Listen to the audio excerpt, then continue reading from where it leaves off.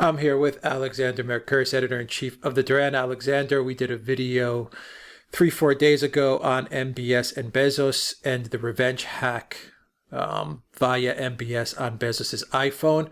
In relation to the Washington Post and the Khashoggi affair, we have an update on that news. What is the update?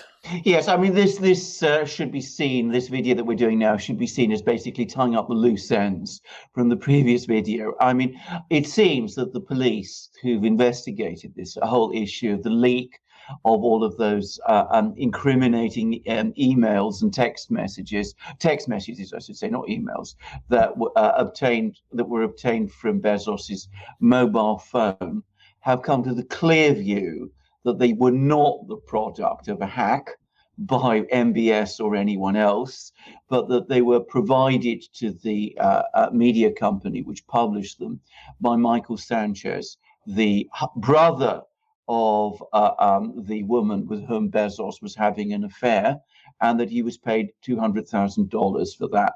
Now, what's curious about this story, it seems to me, is that, as I said in our previous video, it's clear that this whole story about the MbS hack, which I'm going to say a few things about in a moment, it's quite clear that this whole story originated with Jeff Bezos.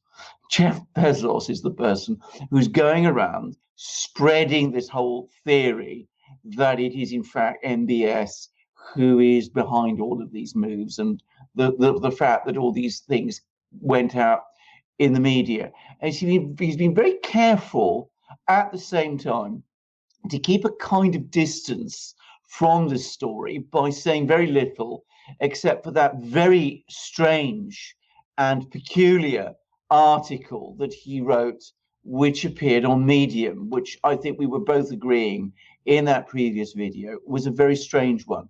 Now, it's quite clear to me that the real story here is the one that you touched on in the previous video. It's not so much MbS,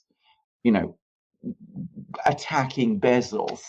It's, if anything, I suspect, the other way around, in the sense that Bezos was holding out for this big contract with the Saudis.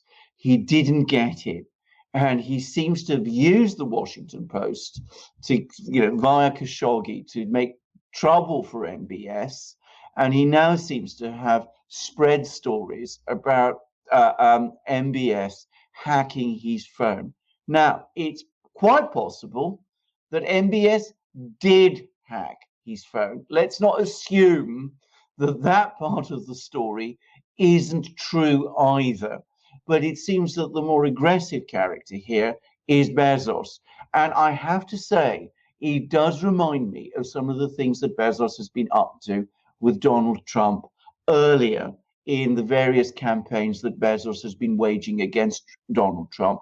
And it's another sign of the point that you were making in our previous video about the uses that Bezos puts the Washington Post, which he owns, to. So we've got to, watch what Bezos says. Be careful of things that originate with him, and understand that this is a man who also has agenda. Yeah, I mean, he did the same thing with the Afghan papers, which I'm glad the Washington Post published those papers. Don't get me wrong, but it's very uncharacteristic for a warmonger paper, warmonger publication like the Washington Post, which truly relishes and enjoys wars of all kinds, to publish those Afghan papers.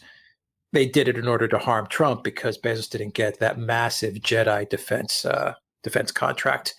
So they published those papers to embarrass Trump. I mean, that's obvious. So Bezos, that's exactly right, and this is exactly what this is. This whole story is exactly like what this is. In my opinion, this is an abuse of a big newspaper. Well, that's why he has the newspaper. Exactly. The newspaper is a money loser.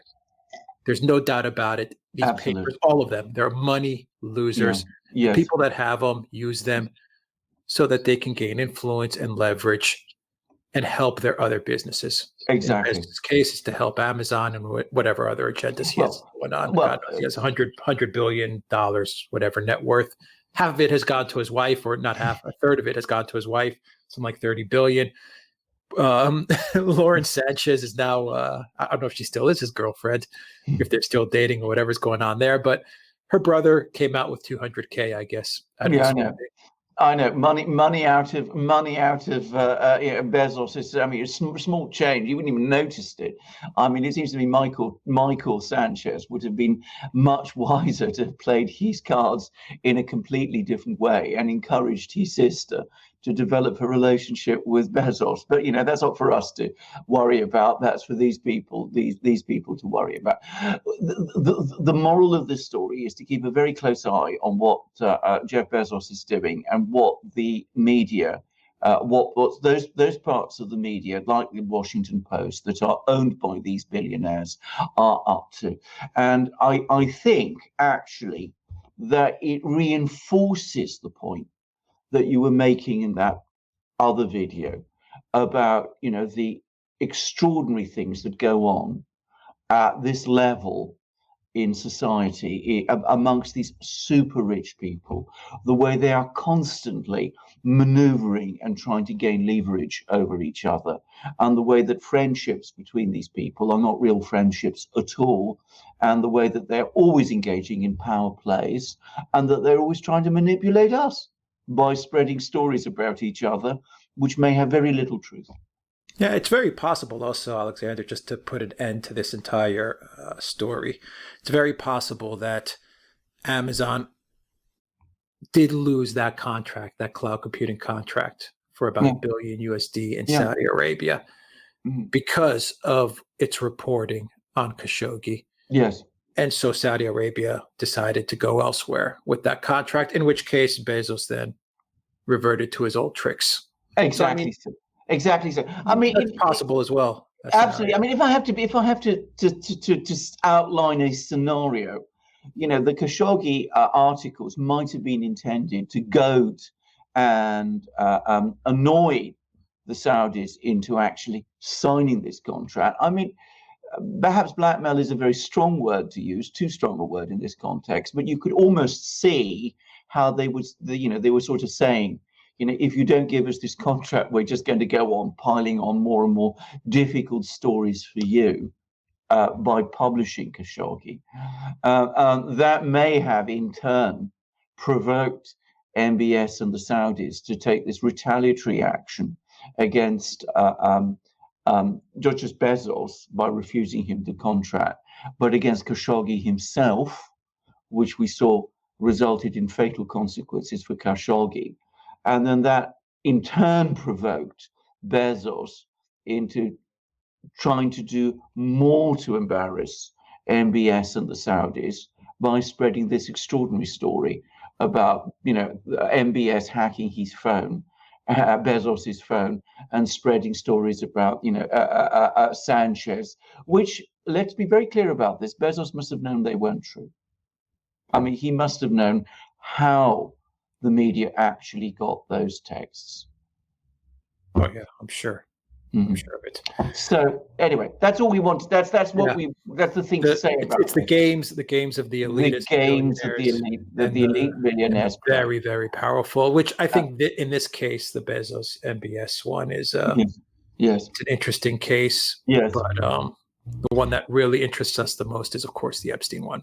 Absolutely. Absolutely. That's the one that needs to get resolved. Absolutely. It's the one that needs to get resolved, but it also shows the utter ruthlessness with which these people operate, and the way we need to be very careful about this.